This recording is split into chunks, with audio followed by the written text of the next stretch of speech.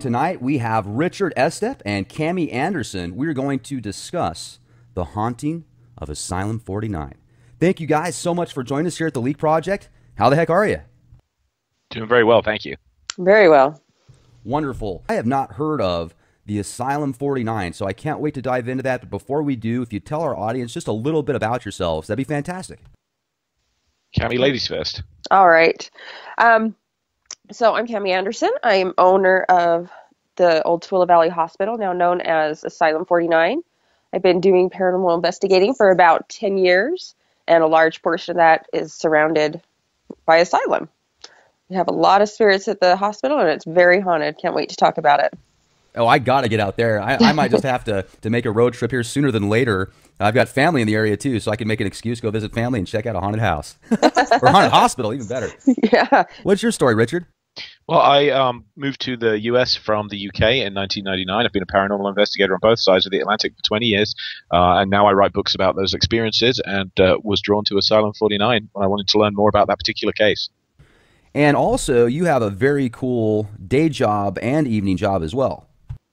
I'm a paramedic, paramedic chief, and I am a volunteer firefighter in the community also, and I do ghost tours at the very haunted historic Stanley Hotel in Estes Park, the inspiration for The Shining. Well, let me ask you, Richard, have you seen some pretty weird anomalies out there at that hotel, or is it pretty mellow? It's every bit as active as you would think. We've got some incredible photographs that have taken place there. We have a lot of activity takes place on the tours, and also happens off the tours too. So it's a very, very active location. So the movie, did it give it justice? Well, the book was inspired, and then the movie, of course, from the book, were inspired by some of the legends and ghost stories that are attached to the hotel. Stephen King spent the night there in 1974, and that kind of prompted him to write The Shining. So there is a kernel of truth buried in there, but we don't have any possessed men wielding axes walking our hallways. At least we didn't last night when I finished work. Well, that's good. And now, Cami, how did you get in connection with being able to purchase like a haunted hospital? I mean, how did that happen? Well, Kim, my husband, he grew up working at haunted houses. So he's been in the industry for quite some time, and he loved it so much that he said if he ever found a location that he would do a haunted house. And he just happened to find the location. I came in as a paranormal investigator, not knowing Kim or anything about him, and did an investigation. It was haunted, and I became a tour guide. And down the road, realized that he's the love of my life, and we got married. So here we are. That's an awesome synchronicity. That's really cool. So you've got access to this haunted house, haunted hospital that you can walk into anytime. And talk us through maybe the first experience you had there that just set you back. Oh, my goodness. Let's see. There's so many over the last 10 years that oh, God, the first one was really just mind-blowing. We were doing an investigation, and we were sitting in the nursery, and we were just doing an EVP session and just trying to get some response from the equipment that we had. And all of a sudden we heard kids running up and down the halls, and it was like they were playing hide and seek. It was great. Have you ever actually seen a spirit, or do you usually just hear them and see things moving around? I've seen a few spirits. That's probably one of the most rare instances of paranormal activity, but I have seen a few. I've seen some of the kids. I've seen a doctor. I've seen nurse. There's a wide variety that I've seen there, but probably only about maybe 5 of them. And do they look just like people? I mean, is it a hazy mist? To me, they look solid. I know one of the kids that I saw, Sarah, she emitted a light. So that was a little interesting. Yeah, that's very interesting. Now, how did the asylum get started, you guys? It was, let's see, we're going on our 11th season. So Kim, he was working with a friend, and the friend said, oh, there's this perfect location that I think that you would be interested in. And he brought him up to a hospital. And anybody in the haunt industry knows that a hospital is a gold mine, an absolute gold mine. And so he came and went and looked through the hospital, and he couldn't walk away. And from then on, it's just been full bowlers ahead, just going fast. Right. Now, tell us about the origins of the hospital. Let's see. It started construction in 1949, which is where the Asylum 49 part came. And it opened in 1953. and it was a community hospital up until about 2003. And then a nursing home purchased the building and put in the residents and their facility in a large portion of the hospital, and left a small portion remaining. And that's where the haunted house runs. And the hospital itself, I mean, did it have specific type of patients? Was it for people that were mentally unstable, or was it for just somebody that would get hurt and injured and then go into the hospital? It was just a regular community hospital. It wasn't an asylum or a sanatorium or anything like that. However, they did have a wing that was reserved just for that type of stuff. And in fact, still do. They have an Alzheimer's unit. So the full building is always on lockdown if you can't get through the doors at the nursing home. Okay, so this hospital it still has patients there. It does. It does have patients there. We started out with a lease, and as things grew on and we did well and started getting better, we thought, well, we want to purchase this whole building if we can. And about 3 years ago, that dream became a reality. So they are building their new facility, and they will be moved into their new facility in February. So we'll have the whole hospital, and I can't wait to see what's over on the other side. We've never investigated there. Do you guys use certain types of tools or electronics as well, like an EVP machine? Yes, we use everything. We'll test things out, the new stuff that comes out on the market. We'll make our own things, and we'll just get really creative about it, because there's really no for sure thing that works in the paranormal. You have to keep moving forward and keep trying different means of communication. This is just fascinating. I'd really like to hear more about some of the experiences that you have had there and other people have had there. I've read through this book, The Haunting of Asylum 49. It's a great read. I'd recommend our listeners pick up a copy. And you talk about scratches and doing mock tests where you're carrying in fake patients and stuff like that. Walk us through some of this. Oh, let's see, Richard, do you want to go ahead and take that Sure. question? Well, we did a lot of testing from both ends of the spectrum. We looked at the more traditional scientific approach, where we did do some testing with we simulated cardiac arrests in the old emergency room, and we were looking for electromagnetic energy levels, temperature variances, those kind of things, measurable stuff. But then we also used some non-traditional techniques, such as the human pendulum, and attempting to communicate in some more esoteric ways. We're a big fan of using the spirit boxes, the SB11s, SB7 spirit boxes, and a session that we conducted with the spirit boxes outside room 6, or room 666 as they now call it, because it seemed too fitting not to, I think, was giving us some pretty good interactivity with one of the residents of the hospital. Talk to us about the room 666. So that's not really the room number, you just felt it fitting to call it that. Yes, actually we did. It was originally room 6. It's down at the end of the maternity hall. And when they shut down the hospital, if the nursing home had some overflow, they would use that hall.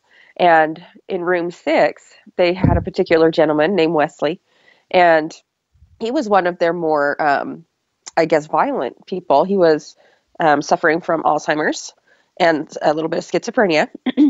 And when he passed, the disease went with him. So we get to have him talking to us and interacting with us now that he's passed. What do you mean the disease went with him? He actually reacts as a normal Alzheimer's patient would react as a spirit. He has his good days, he has his bad days, and at times he can become violent. Wow, that's spooky. I wonder. Yeah. Now, so what's your definition then of a spirit? Do you think that is still his essence, or maybe like kind of like a mirror? Does that make sense? Yeah, I think that they're just spirits without bodies. Obviously, there's multiple theories out there, and we won't know everything until we pass, and possibly not even then, but chances are pretty high. Right. But they could be just a small portion of a person that they didn't need to take with them when they passed on, or anything like that. However, I like to just treat them like they're people without bodies. I mean, can you communicate pretty well with some of these spirits? Yes, you can. You can have full conversations with them. Obviously, some of them can communicate better than others. We've had a few EVPs and conversations at one time that with intelligent responses, you can use a lot of the equipment and talk to them for several hours if you wanted to, and if they wanted to as well. They've gotten pretty good at doing that. So it's been nice to be able to talk to them, and we've got quite a good relationship with most of the spirits at the hospital. That's just got to be so weird communicating with a spirit, and it's got Alzheimer's like the person did when he was in, just in Yes. physical form. That's fascinating. I have never heard of something like that before, and that could put a whole new spin on a multitude of things. Now, as far as the hallway goes, I know you guys talk about that in the book. What is so important, you think, about the main hallway? Let's see. As far as the maternity hall where Wesley resides, is that the one you're talking about? Yes. Um, it's very active. It's one of the most active locations in the hospital. Um, it's got a large amount of activity and a large amount of spirits that like to stay in that area. And we've got from young kids to, like I said, the elderly. And they're very willing to talk to you. One of the more, I think, probably the coolest thing about the hall is the how you can call out some of the activity and they will do it on command. And you can show almost everybody that. What we do is at the end of the hall, there is a door and it's got brushed aluminum around it. If you shine a light very dimly down the end of the hall, it'll reflect off of the aluminum and slightly illuminate it. And if you say, Wesley, can you come and walk across the hallway? You can actually walk a form, go from one end of the hall over to the other side of the hall. And generally, he'll come and peek out of his room and walk across. It's really interesting. You can see head, shoulders, legs, full body, everything. When you do some tours sometimes and people see these things, does it just freak them out? Has anybody ever taken off? Yes, they have. Especially people who are skeptics and are 100% positive that there's no such thing as ghosts. I'll bet that happens a lot then. I mean, if that kind of activity is going on as abundant as you talk about, the skeptics got to be. Well, let me ask you this. Do you ever have people that see stuff and they still just can't believe it? Yes, and actually a lot of that is founded with facts. I know that in the military, it's been discovered that in dim lighting, you can start seeing things. Your eyes will make things up. And so I've had people come and say, well, this is something in the military we've been trained, like, because we do have a lot of military personnel that come and visit also. And they say, we're trained, one in particular, I remember he was a sniper. And he said, we're trained not to shoot because you don't know if it's somebody coming or if it's just your eyes playing tricks on you. And I'm sure there's some validity to that because your eyes do, in the dim light, they do have to go in and out of focus and try to see things that is in the area. But we've got it on video. So I'm like, well, I know that that's not the case.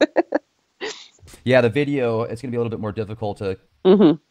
Now, you guys also have a fear cage in the asylum, We do. right? Tell us We about do. that. All right, Richard, do you want to take that one? Sure. Well, a fear cage is a term that's used to describe a location that has high levels of electromagnetic energy. And we know that EMF can induce hallucinations, can induce very real medical symptoms such as nausea, vomiting, weakness, ringing in the ears, those kind of things. So it can also make people hallucinate and experience things that aren't actually there if the levels are high enough. But on the flip side, you've also got this theory that high levels of EMF act as a power source that will allow the spirits to manifest physically.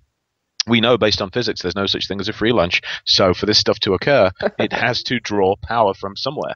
And so a location like the fear cage at Asylum 49, which is where the main utility lines come into the building and has high electromagnetic levels, seems like a great location for them to do their thing. And it's a particularly active room, right, Cami? It is. It actually is. We have a few spirits in there, one of a tall man and one of a small child. And they come across as the child is male, we believe. And you can actually watch them. They come in, you see them in shadow form, and you can watch them bend down and turn on a flashlight, things like that. Now, have you been able to find out where they come from? I mean, were they at that hospital at one point in time, do you think, or could they just be wandering spirits?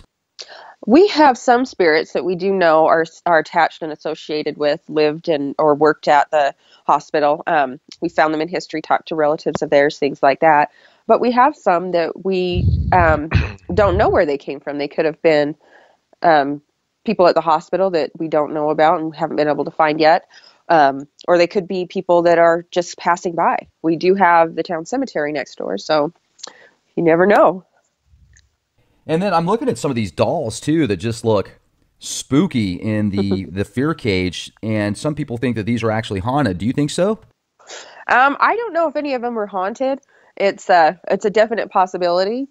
We do have a rocking horse that a friend was purchased for us that was sold as haunted, and it has had some activity around it, which has been pretty interesting. And then also there's a morgue there. Well, there's sort of a morgue there. We have room 20 and 21, and they are on the Green Mile. They were used as kind of makeshift morgues until the mortuary could come and pick up the deceased. The rooms are kind of off the beaten path. You can come right in the emergency room doors and take a short stint over to the rooms, and that's where they can pick it up. Not very many people would observe the people coming in and taking off the deceased. Thinking of Utah, there's so many places out there that seem to have a real paranormal presence, kind of like the Nunnery in Logan Canyon. Have you guys heard of that place? Yes, I've heard of that one. There's not a lot of people who can investigate that anymore, but I've heard of it, and I've heard of the activity. I was out there about a year ago. It was awesome. Yeah. It was spooky. I mean, the pool that's out there, Yeah. supposedly they nuns like drowned babies in the pool that were just, I mean, just real nasty stuff out there. And I got a real dark energy when I went there. It's actually for sale again. So if somebody wants to purchase a super haunted piece of history right there up in Logan Canyon, it is available. Yeah. Richard, you are out in Colorado in Estes Park, and I was wondering if maybe you could also tell us a little bit more about the Stanley Hotel that you work at. Sure. Well, the Stanley Hotel has, well, where shall I start? We do a whole 90-minute tour, and we still barely scratch the surface of what goes on there. It's interesting the way that place is located because it sits on top of a hill. It kind of surfs on top of the mountainside. We have a floating foundation, and it's right next to the town power plant and to a huge lake. So you've got this body of standing water and this big energy source. And I think most importantly, and this is something it has in common with Asylum 39, we have tens of thousands of people coming in every year thinking about ghosts, because they kind of are expecting that. And usually the location does not disappoint. Hotel's very, very active indeed. And we have no violent history there at all. We have no murders or, no horrific deaths or anything like that, just the few usual deaths that any hotel gets. So it's kind of a puzzler as to why this place is as haunted as it is. You think that there could be some Native American grounds there possibly or something like that? Well, you can't throw a rock in this part of Colorado without hitting an old Native American ground, so it's entirely possible. That's kind of become a go-to trope, hasn't it? Indian burial grounds and all that kind of stuff. I don't know about it specifically being the case with Stanley, but I just know that you have this constant influx of people and of energy, and people, ever since The Shining became such a big thing and a cultural phenomenon, people are expecting ghostly encounters when they come to the Stanley, and I do wonder if that isn't a part of it, the predisposition. Sure, absolutely. Now, also, were there any things like that happened at the Asylum 49 as far as murders or grotesque stuff like that? There's been quite a few deaths. Obviously, as a hospital, you get those, But as far as murders, we're unsure of that. We have some things that have been told to us by the spirits that we're still researching into, as far as experimentation that doctors shouldn't have been doing, things like that. But we're still looking into that. I don't know if we'll find what we need to even talk in depth about that. But we do have, just like over in Colorado, we do have quite a bit of Native American background here. Oh, sure. Now, also the different, when you talk and communicate with them, though, is it like, how do you understand them? I've heard some of those EVPs, and it's kind of difficult to really understand that, I think. Right, and a large portion of the EVPs that we get are Class A. As a paranormal investigator, it's, Asylum is not the only place I've been. I've been to many locations, both business, public, and residential. So a large portion of what you get are very hard to hear. But at Asylum, we're pretty spoiled. I remember taking Kim out to a residential once after he got a little more experience doing ghost hunting, and he heard one of the EVPs that you would classically get. And he said, "That's not an EVP. You can barely hear it." And I said, "Well, you spoiled brat. You can sometimes get good ones everywhere, but generally you're getting some that you have to really listen for and a lot of times amplify." And have you guys had news agencies and investigators from all over the world come to that location and check out what's going on out there? We have. We get teams from all over the world. A large portion of that came from our appearance on Ghost Adventures. And then we have My Ghost Story, and Richard, we have one that's coming out that you've been. Yeah, my show Haunted Case Files is running on Sunday nights, Destination America right now. And we filmed Asylum 49 for that. So you've got your own show then? Well, it's not just my show. It covers the case files of a whole bunch of North American paranormal investigators. I'm in 4 of the episodes. So when I say my show, that's way more proprietary than it actually should be. No, okay, But I got you. That's yeah, cool. yeah, but it's good because it's kind of showcasing a whole bunch of groups and different approaches and techniques and some of their most active cases. So Asylum 49 was a great fit for that. I'd really like to just hear about some of both of your experiences. So I'll just kind of sit back here, and if you guys can put our listeners in the picture, paint the picture for us, and give us some chills, freak us out. Oh my goodness. Richard, you want to start there? Oh, sure, no worries. All right. So my favorite story from the asylum is still, I think, the young girl that I saw. So it's a full contact haunted house, which means that you have some very, very good performers who are playing the roles of, demonic doctors and all kinds of creatures of the night and clowns, because why do there always have to be clowns? Are you serious? Yeah, seriously. There are werewolves stalking around in the dark. They absolutely get what they pay for. And so our first night investigating there was Halloween. And it's, of course, Asylum 49's busiest night of the year. So there was nothing to do in terms of investigation until at least after midnight when the place closed. So we kind of had fun getting involved. They very kindly allowed us actually to get into costume. And I was a zombie fireman, and we had some, spooky nurses. And it was great. And I asked if I could go through as a guest, as a customer, to get the full experience. And they said, sure, no problem. So I took off my helmet and jacket, and I went wandering through the asylum, and I got the full treatment. I got chased with chainsaws and all kinds of fun stuff. And just as I turned the corner, there is a place in the main corridor where they have this kind of monstrous dude in dungarees. Looks like he belongs in Cabin in the Woods or something like that. And he's sitting in there, and I see this little girl, and she's pulling a lady along with her. This lady seems reluctant to enter the room behind us. And this little girl is wearing like a very old-style dress. She has long hair. She looks like she comes from maybe the 30s or 40s, maybe even earlier. And I thought, wow, she's like 7 or 8. They really do have some young performers here. And I didn't think anything of it. It made me laugh the way this lady was so kind of reluctant to go. She was doing that jokey kind of, I don't really want to go. And the girl was insistently tugging her forward by her shirt. And so when I came out of the experience at the end, when I finished the haunt, I talked to the Andersons and told them about the girl. And they said, yeah, we don't have anyone that young working here. And so I said, well, hang on then. It's obviously the child of one of the customers. And they said, well, we're a full contact haunted house. There's lots of blood here. This is not a gentle experience. We generally don't let 7 or 8 year olds come through. So I said, well, this has to be one of your actors, has to be. So they said, I'll tell you what, we've got a green room where they hang out at the end of the night, take off their makeup, and shoot the breeze. So I'll take you in there right now because nobody has left, and we'll go see if you can spot this girl. And of course, I went through face by face. She wasn't there at all. And that's when Cami told me that I had met, actually, or most likely had encountered one of the spirits of the children that haunt the asylum. Man, I'll bet that just kind of sent shivers to the core of your spine after the fact thinking about that. I discovered that sometimes sweat can be brown. Yeah, that's a good one. That's a good one. How cool is that, man? That is incredible. And my mom was a nurse for many years, and she worked at a hospital in the Northwest for a while, and she was basically sitting down at the main office with a couple other nurses, and it was by the ER area. And she told me a story once when there was this lady just standing at the counter, and she looked at her, and then, she's like, okay, she's just kind of hanging out, and then she looked down for a minute, and then when she looked back up, the lady was gone. And another person saw the same apparition at the end of the desk, because it was like one of those long type desks where multiple people can sit down. And she said she looked just like a regular person, not an apparition, not a spirit, just like, and she's not into the paranormal or anything like that. She's about as down to earth as it gets. She's no fun. So, well, in the course of my work as a medic, I've talked to a lot of doctors, nurses, and it's amazing how many people that work in hospitals have ghost stories. It is a shockingly high number of them.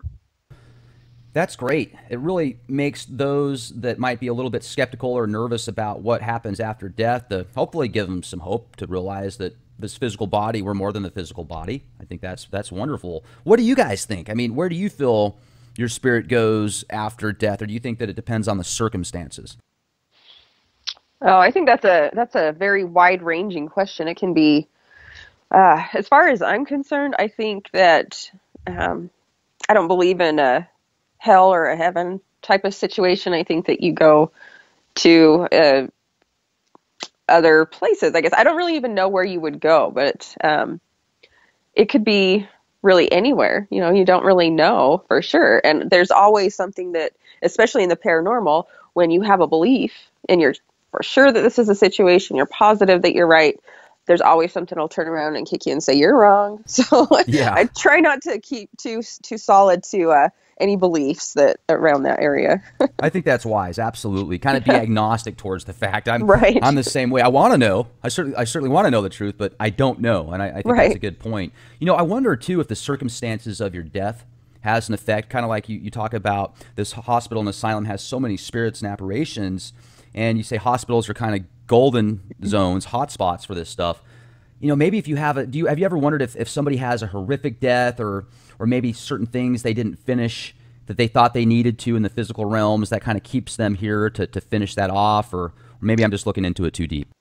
I don't think you can look into anything too deep. I mean, you've got to explore everything in the paranormal, otherwise you're not covering full ground. But as far as that goes, I mean, that's one of the theories, isn't it? That somebody has a tragic death or very swift death, and they just kind of get stuck here, which could be a very real possibility.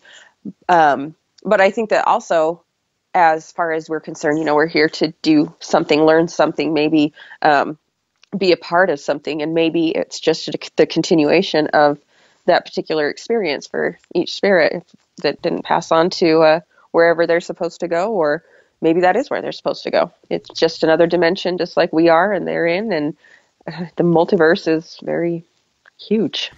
It's pretty big. Now, Richard, what do you think about that question I asked? Well, it kind of fascinates me. We still don't know what makes us us. I mean, we change every cell in our body every 7 years or so, which means, the me that's talking to you now isn't this physically anyway the same me that I was 7 years ago. Like, I've literally changed, and yet I'm still me. So right. I've been there when a number of people have died. I've watched it happen many, many times, and it's very obvious that something leaves the body. And I don't mean I see things leaving the body or anything like that, but a dead body is very, very still. And it's obvious that the energy that made up that person wasn't in the physical form at all. I kind of think the body and the brain are a receiver for what we really are, whatever that is, whatever form of energy that is. And again, I think basic physics tells us that we cannot create or destroy energy. It can only change its form. So I think we move on into some other form and go on to, I think, other adventures.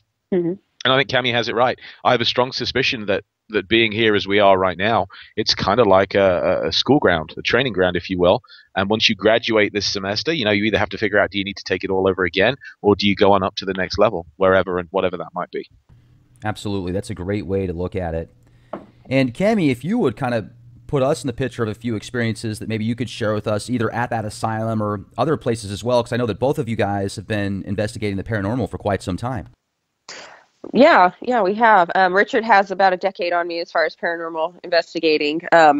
I just came into it about 10 years ago, so I have probably a few less stories. But at Asylum, I have my majority of experiences and evidence that I've caught. But let's see. It's so hard when somebody asks about experience because there's 10 years to filter through. Sure, take your time, absolutely. And it's really, really active, and there's a lot of experiences. Let's see. I guess we can go with probably, let's do the first investigation. We went on there. I went with a paranormal group, and we got there, and it was a public ghost tour. So there was a lot of people. It was hard to control the situation. It was hard to catch any kind of solid evidence because you just couldn't be sure who was who and what voice was what. So that one was kind of a bust, but we decided to come back, and we came back in a private setting, and we set up all our equipment and sent everybody out to their location. And as a paranormal investigator, you learn how to feel things around you. You get a sense of if there's something around you that's a spirit or if there is not. And throughout pretty much the whole night, as far as the hospital goes, it's very creepy, but it didn't feel like there was any paranormal activity. But when we got back and we took a few days to review all our evidence, we ended up walking away with over 100 EVPs that night. And that was pretty interesting. You very rarely get more than one or two at a location, and to walk away with so many. And they were various classes, so there were some very good ones and some very faint ones. But they were all there. And that was a pretty interesting experience. And from there on, it's snowballed. You can see shadows of people all the time. That's actually one of the most frequent visual things is the shadows. And they get right up on your face. A lot of times if you have a shadow in front of you of a person, you can't see past them. So if all of a sudden there will be a big black void right in front of you. And that's something that's really interesting as well. Yeah, definitely. And I heard Richard say something about the clowns and the werewolves. How do you know they're clowns and werewolves if you can't really see them, just the black image kind of? Well, these guys, the clowns and the werewolves, are part of the haunted house, so they are actors. Okay. Derp. Thanks, Richard. Yeah, did you think I meant ghostly clowns? Yeah, I was getting excited, man. I'm imagining these ghost clowns jumping out with werewolves. And, yeah, because we needed to make clowns even scarier. That's the one thing. Oh, that's no way. Awesome. You guys are great. Well, I'm hoping what are some questions that I should ask that maybe I haven't touched on yet? Because you guys have so much knowledge and information in the paranormal. I'm just amazed at the amount of work that you guys have put together. So I'm the student right now. Oh boy, Richard. Let's see. What should we talk about with that? I think that a lot of the experiences, as far as paranormal goes, people take for granted, I think, and can't really put it into context. But at the Asylum, and Richard, you probably experienced this at the Stanley Hotel too, but at Asylum, after being there for so long, we've actually built friendships with the spirits that frequent the building. And it's very much like a friendship that you would have with your neighbor or, a close friend. And I think a lot of people have a hard time putting that into perspective. And I remember the first time that I felt that, I was probably about 3 years into investigating the hospital. And I would, you'd talk to the spirits, you'd converse back and forth, you'd try to find out who they are, what they're doing, and why they're there. But it never really came into perspective of how they watch you and interact with you and really consider you, until one day we were doing an investigation and I'd had a particularly rough week. So going up to the hospital and investigating, I think that they could tell that I was struggling a little bit in life. And we were talking to one of the spirits in the conference room. It's the chapel in the book. But before this particular spirit would communicate with us, it was a boy, it was male. And he said, you seem very happy. You seem like you're in a better mood. And the day had been really good. And I thought it was really interesting that he had noticed that I had been struggling a little bit and that he was concerned about my welfare and that I'm happy, and he was glad that I was happy. That was really interesting to me. That's neat. Have you ever seen Chris Angel before? I know of Chris. Okay. The reason I brought him up is because some people speculate that some of the things that he does, a lot of it's obviously just trickery, but some of the things that he does is actually him using certain spirits to kind of do his bidding.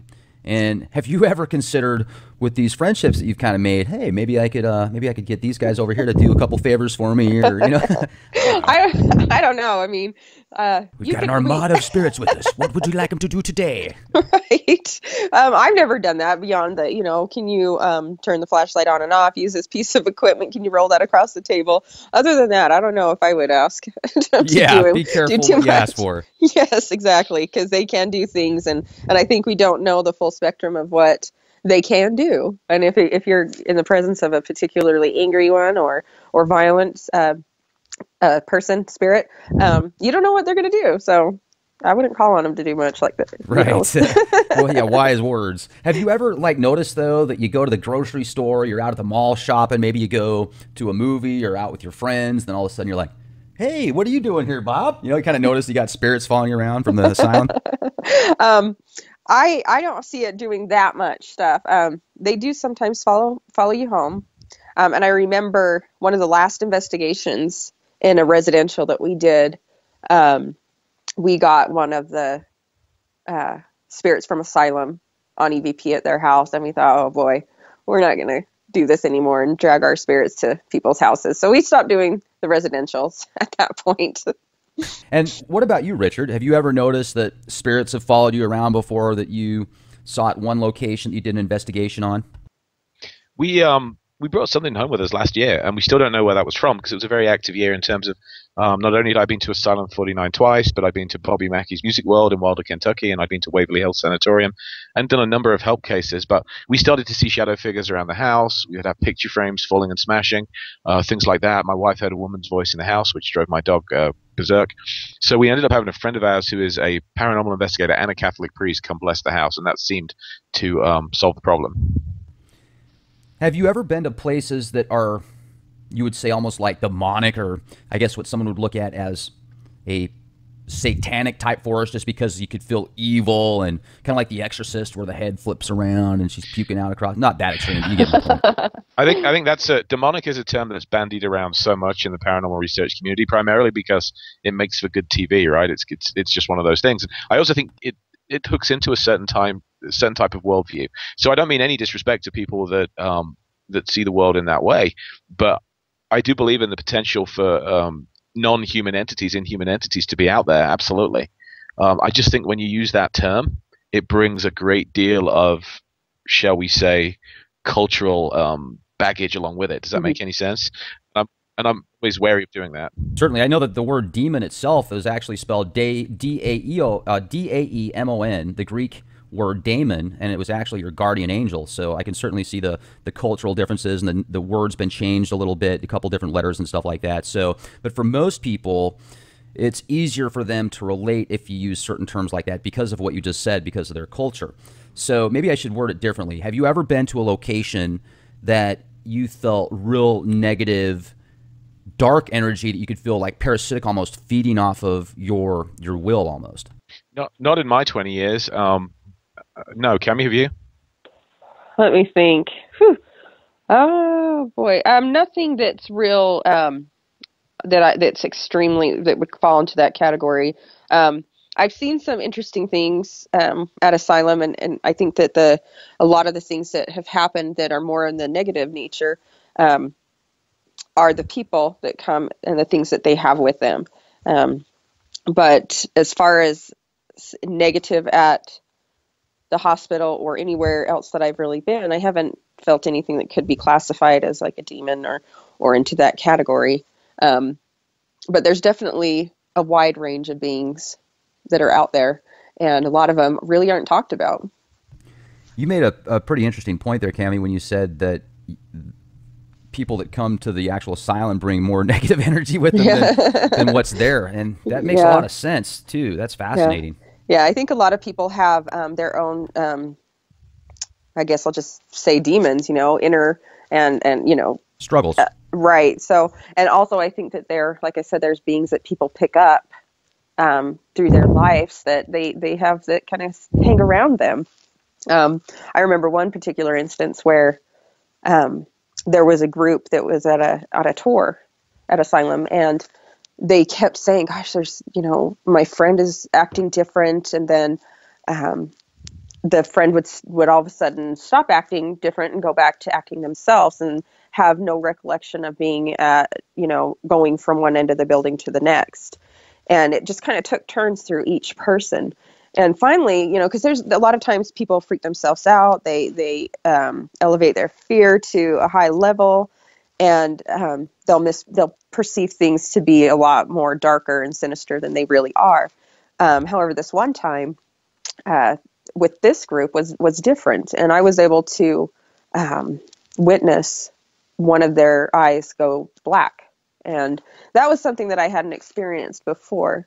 But we took care of that situation, and how did that not make it into the book? That's probably going to be book number 2. Man, that makes me think of the black-eyed children that so many people talk about. That's pretty spooky. It was, but what was really spooky about it, and I don't know if this was just me or, and my perception of it, or if it was reality, but when it looked at me right in the eyes, and it was almost like, because I had talked to this individual, and I could tell that it wasn't really them, and it was almost like there was something inside looking out through their eyes.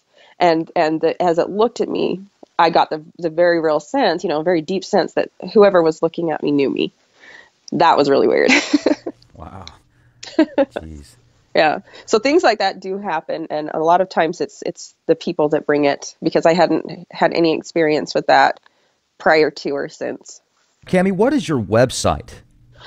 You can go to asylum49.com to find out more about the hospital, and see pictures and EVPs and video.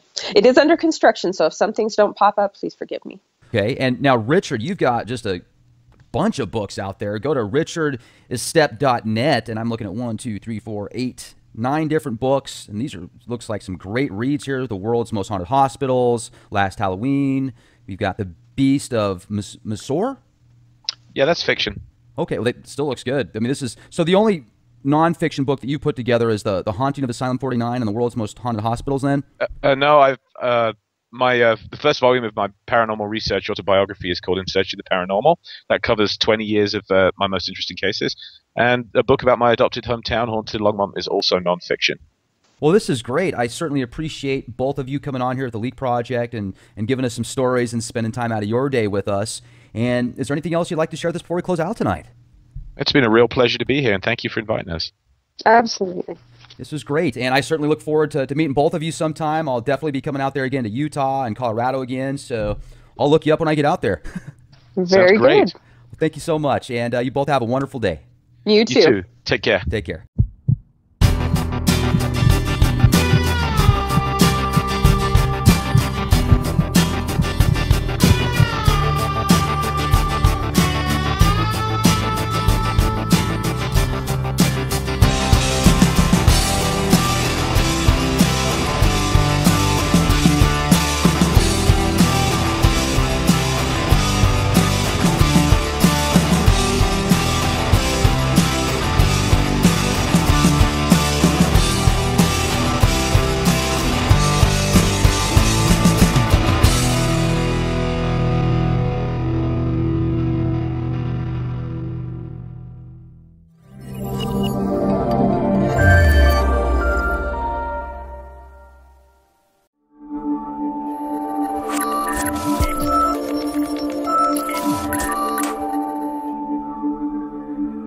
Tonight we have Richard Estep and Cami Anderson. We're going to discuss the haunting of Asylum 49. Thank you guys so much for joining us here at the Leak Project. How the heck are you? Doing very well, thank you. Very well. Wonderful. I have not heard of the Asylum 49, so I can't wait to dive into that. But before we do, if you tell our audience just a little bit about yourselves, that'd be fantastic. Cami, ladies first. All right. So I'm Cami Anderson. I'm owner of the old Toole Valley Hospital, now known as Asylum 49. I've been doing paranormal investigating for about 10 years, and a large portion of that is surrounded by Asylum. We have a lot of spirits at the hospital, and it's very haunted. Can't wait to talk about it. Oh, I got to get out there. I might just have to make a road trip here sooner than later. I've got family in the area, too, so I can make an excuse to go visit family and check out a haunted house. Or haunted hospital, even better. Yeah. What's your story, Richard? Well, I moved to the US from the UK in 1999. I've been a paranormal investigator on both sides of the Atlantic for 20 years, and now I write books about those experiences, and was drawn to Asylum 49 when I wanted to learn more about that particular case. And also, you have a very cool day job and evening job as well. I'm a paramedic, paramedic chief, and I am a volunteer firefighter in the community also, and I do ghost tours at the very haunted historic Stanley Hotel in Estes Park, the inspiration for The Shining. Well, let me ask you, Richard, have you seen some pretty weird anomalies out there at that hotel, or is it pretty mellow? It's every bit as active as you would think. We've got some incredible photographs that have taken place there. We have a lot of activity takes place on the tours, and also happens off the tours too. So it's a very, very active location. So the movie, did it give it justice? Well, the book was inspired, and then the movie, of course, from the book. We're inspired by some of the legends and ghost stories that are attached to the hotel. Stephen King spent the night there in 1974, and that kind of prompted him to write The Shining. So there is a kernel of truth buried in there, but we don't have any possessed men wielding axes walking our hallways. At least we didn't last night when I finished work. Well, that's good. And now, Cami, how did you get in connection with being able to purchase like a haunted hospital? I mean, how did that happen? Well, Kim, my husband, he always grew up, or excuse me, he grew up working at haunted houses. So he's been in the industry for quite some time, and he loved it so much that he said if he ever found a location that he would do a haunted house. And he just happened to find the location. I came in as a paranormal investigator, not knowing Kim or anything about him, and did an investigation. It was haunted, and I became a tour guide. And down the road, realized that he's the love of my life, and we got married. So here we are. That's an awesome synchronicity. That's really cool. So you've got access to this haunted house, haunted hospital that you can walk into anytime. And talk us through maybe the first experience you had there that just set you back. Oh my goodness. Let's see. There's so many over the last 10 years that I just, oh God, the first one was really just mind blowing. We were doing an investigation, and we were sitting in the nursery, and we were just doing an EVP session and just trying to get some response from the equipment that we had. And all of a sudden we heard kids running up and down the halls, and they were just, it was like they were playing hide and seek. It was great. Have you ever actually seen a spirit, or do you usually just hear them and see things moving around? I've seen a few spirits. That's probably one of the most rare instances of paranormal activity, but I have seen a few. I've seen some of the kids. I've seen a doctor. I've seen nurse. There's a wide variety that I've seen there, but probably only about maybe 5 of them. And do they look just like people? I mean, is it a hazy mist? To me, they look solid. I know one of the kids that I saw, Sarah, she emitted a light. So that was a little interesting. Yeah, that's very interesting. Now, how did the asylum get started, you guys? It was, let's see, probably we're going on our 11th season. So Kim, he was working with a friend, and the friend said, oh, there's this perfect location that I think that you would be interested in. And he brought him up to a hospital. And anybody in the haunt industry knows that a hospital is a gold mine, an absolute gold mine. And so he came and went and looked through the hospital, and he couldn't walk away. And from then on, it's just been full bores ahead, just going fast. Right. Now, tell us about the origins of the hospital. Let's see. It started construction in 1949, which is where the Asylum 49 part came. And it opened in 1953. And it was a community hospital up until about 2003. And then a nursing home purchased the building and put in the residents and their facility in a large portion of the hospital, and left a small portion remaining. And that's where the haunted house runs. And the hospital itself, I mean, did it have specific type of patients? Was it for people that were mentally unstable, or was it for just somebody that would get hurt and injured and then go into the hospital? It was just a regular community hospital. It wasn't an asylum or a sanatorium or anything like that. However, they did have a wing that was reserved just for that type of stuff. And in fact, still do. They have an Alzheimer's unit. So the full building is always on lockdown if you can't get through the doors at the nursing home. Okay, so this hospital it still has patients there. It does. It does have patients there. We started out with a lease, and as things grew on and we did well and started getting better, we thought, well, we want to purchase this whole building if we can. And about 3 years ago, that dream became a reality. So they are building their new facility, and